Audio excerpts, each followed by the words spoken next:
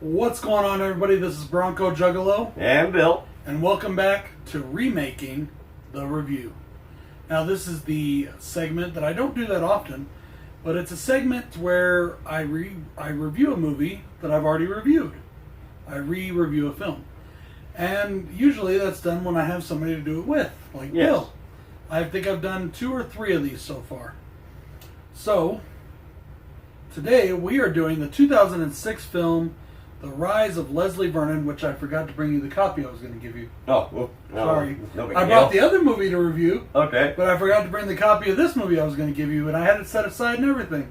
Yeah, because I had never seen this movie. I had heard of this movie, just never got around to it, and we were just like, yeah. what are we going to do? What are we going to do? And We we ended up doing We were it. just flipping through Shudder to see what was on, and Yeah. I was like, "You've never seen that?" He's like, "No." I was like, "Okay, we're watching that."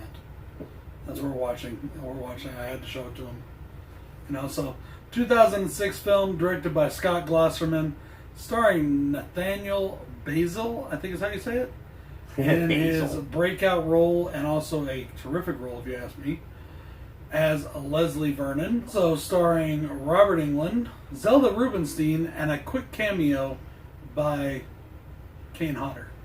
Very quick. Now, this is set in a world where Freddy, Jason, Michael, even Chucky all really exist. This is They're real Interesting. killers that have come up with gimmicks to spread their legend. And they've become legends. Leslie Vernon, he's an aspiring serial killer in the business of fear. And he takes his camera crew along with him to show how he prepares.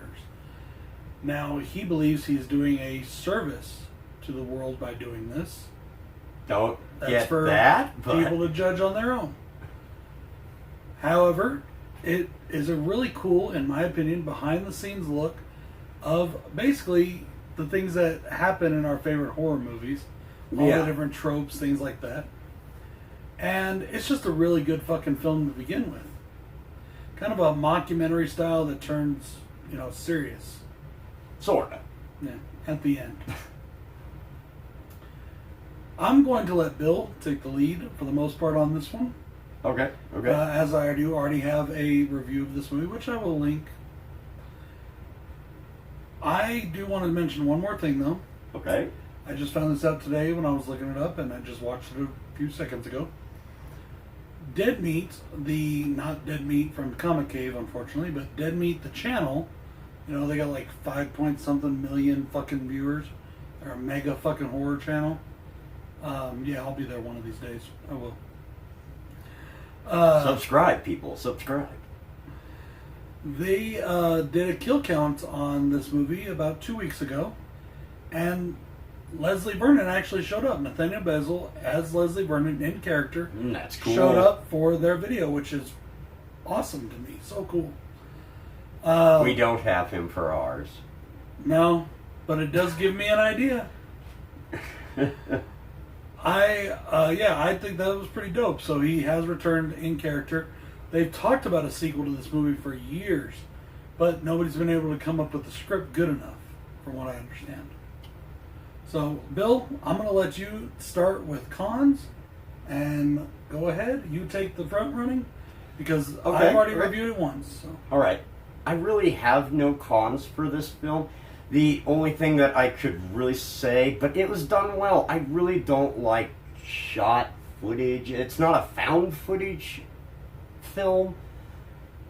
That I don't like the whole. What would you call that? It's not a found It's a footage. documentary style footage. Yeah, the documentary style. It's kind of like that. I don't care for that usually. But it was actually done decently in this film, and then that will bring me into my first pro for this film, if you don't have any cons. No, I have no cons. I love this movie. I think it's a masterpiece. Okay. That'll bring me into my first pro, is I love the transition in the middle of this film from that style to just regular film style. It was a good transition. It wasn't wonky or you get what I'm saying. I do It's totally get it. not. It's a good transition. It flows. Yeah, There it you go. was- It it was a flows good. Yeah, it was a really clean transition. Yes. There was no, it was very sudden, but it's done in such a way to where you're like, okay, we're real now. Yes, because guess what? You're not gonna. You're in the shit now. They just put the fucking cameras down. Boom. We're done with the documentary. Spoiler review. This is a 2006. People don't want spoilers, so that's why I always give a warning. So. But okay, whatever. Great transition there. Love that. Okay, now my next pro. I love where they film this film and all the little tidbits of this film that go into the horror franchise universe. This is filmed in the actual town that they filmed Halloween in. Yeah, the scenes where they're on Haddonfield streets was filmed in the town they did Haddonfield. That is awesome. And the house, and this is where Kane Hodder, we get our Kane Hodder cameo, is the house from Nightmare on Elm Street. Very fucking awesome. That is cool to add little tidbits like that in there. And the true horror fans will be able to point that stuff out, where others will not. Alright, my next pro for this film is how they pay homage to the 80s slasher. You've got the great cameos, you've got the great locations, and the family reminds me a lot of the family from Texas Chainsaw Massacre. He's talking about Leslie Vernon's friends. Leslie Vernon, yes. That family just reminds me so. Or are they family or are they just friends? They're his friends, but it's like they're close like family. Okay. And it's a wife and a husband, so. It feels very Texas Chainsaw Massacre feeling there. I love that too. Go ahead, man. You're covering pretty much most of the things I got to say, and I've already covered a lot of these in my previous review. Okay. The one thing that I just can't stress enough that I love in this movie, though, is Nathaniel Bazel's performance. The guy is just fucking amazing. I think he's so good. Whether he's being funny and charming and witty for the cameras, or when he gets down to it and he starts being the Leslie Vernon character, when he starts doing his stuff, he's intimidating and scary, and it's a fun ride. It's just a lot of fun to watch him work. Oh, yeah. I had a blast watching him work. I can't stress that enough. How much I think his performance in this movie rocked. Nice. Okay. Next pro is I do love the story of this film. It's because it is like these people exist, and he's trying to explain the gimmicks and all that. Oh God, where am I going with this? He's trying to explain what makes the things that we love so much in these movies. Yes.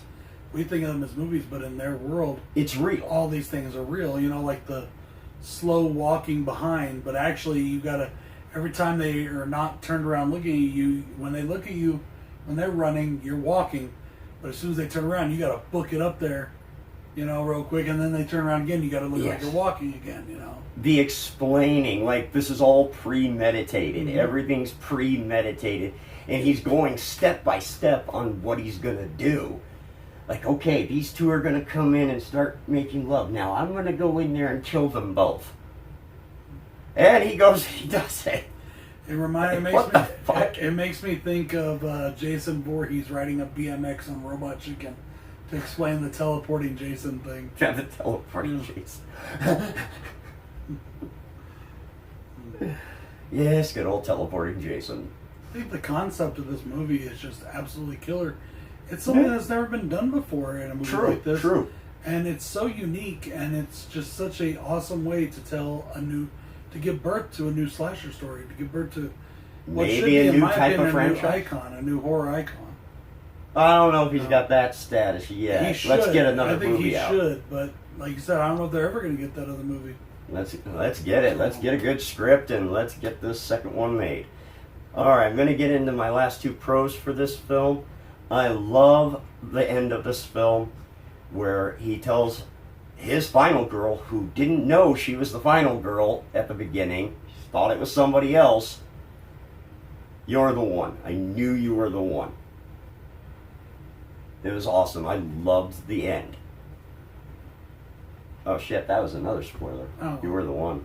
I gave a spoiler warning earlier. Oh, yeah, okay. And then my final pro for this film, I love the end credits. You get something actually, besides just the credits, you get more story going in. You get what I'm saying? Yeah, we get that even his death was not real. Even his death was planned out by him, and he comes back right there in the morgue. And that's awesome. I love films that do that. Give you just like the very last Phantasm film did that end credits.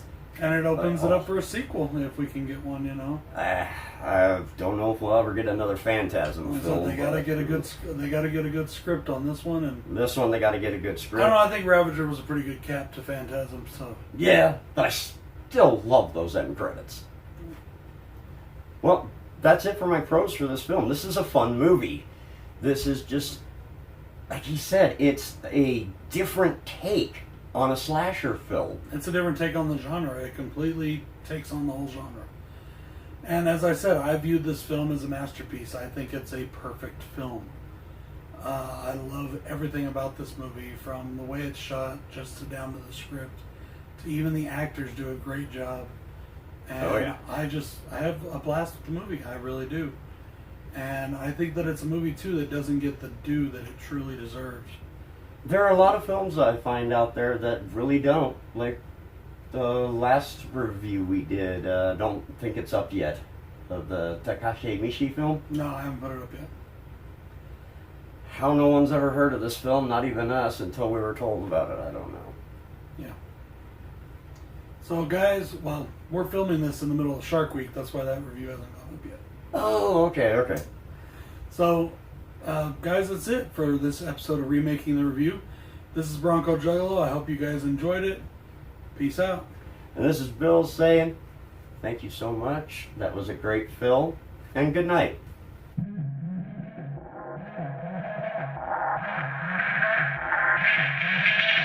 Sometimes you just gotta ignore your enemies. Sometimes you just gotta make them bleed. I've headed up to here with all the fake shit. Fake friends huddled up, that's a snake pit. King Kong about to rumble on some ape shit. Stab you with some scissors.